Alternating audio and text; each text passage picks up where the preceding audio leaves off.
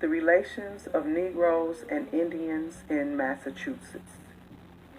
One of the longest unwritten chapters of the history of the United States is that treating of the relations of the Negroes and Indians. Excerpts from the Journal of Negro History, Volume 5, Number 1, written January 1920. Carter G. Woodson.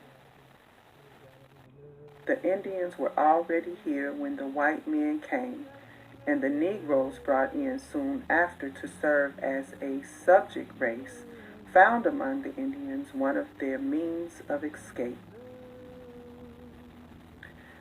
That a large number of Negroes did not take refuge among the Indians was due to the ignorance of the blacks as to the geographic situation. Not knowing anything about the country and unacquainted with the language of the white man or that of the Indians, most Negroes dared not venture very far from the plantations on which they lived.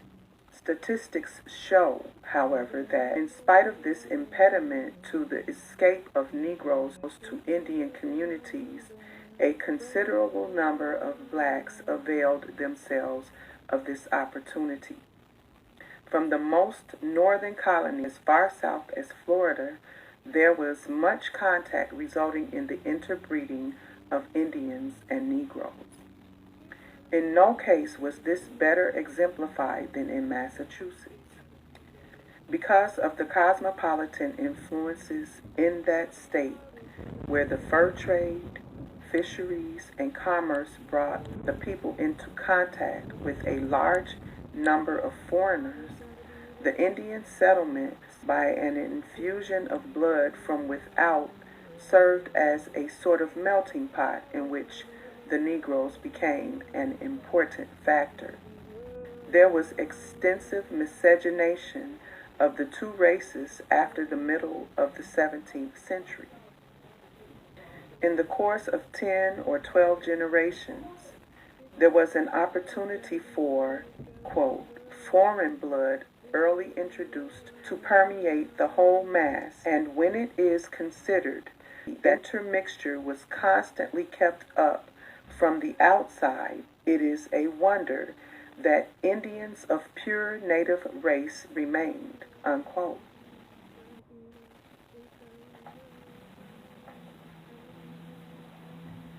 According to the first authentic census of Massachusetts, published in 1765, all of the counties of the state except Hampshire, Hampton, and Franklin had both a Negro and Indian population. Barnstable had 231 Negroes and 515 Indians. Berkshire had 88 Negroes and 221 Indians. Bristol, 287 Negroes and 106 Indians. Dukes, 46 Negroes and 313 Indians. Essex, 1,070 Negroes and 8 Indians. Middlesex, 860 Negroes and 45 Indians. Nantucket, 44 Negroes and 227 Indians. Suffolk, 844 Negroes and 37 Indians. Worcester, 267 Negroes and 34 Indians, making a total of 4,900 Negroes and 1,697 Indians.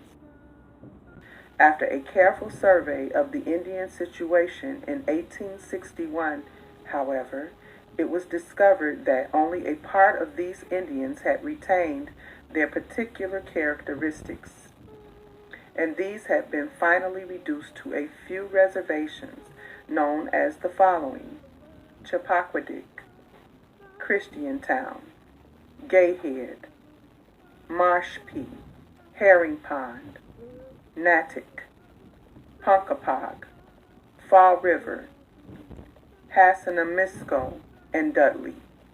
There were other Indians at Yarmouth, Dartmouth, Tumpum, Deep Bottom, Middleborough, and a few scattered.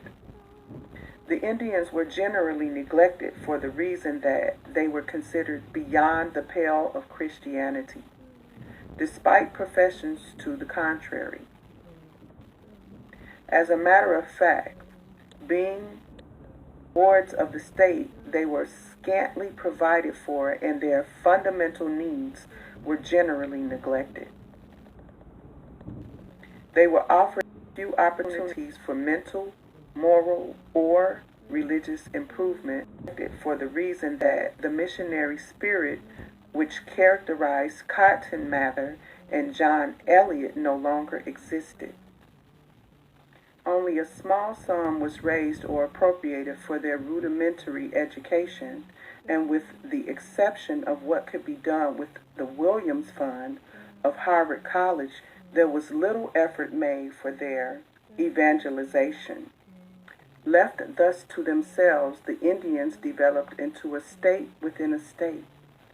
When, therefore, the Negroes became conscious of the wrongs they suffered in slavery, a few early learned to take refuge among the Indians, and even after they were freed in Massachusetts, their social proscription was such among the whites that some free people of color preferred the hard life among the Indians to the whiffs and scorns of race prejudice in the seats of Christian civilization.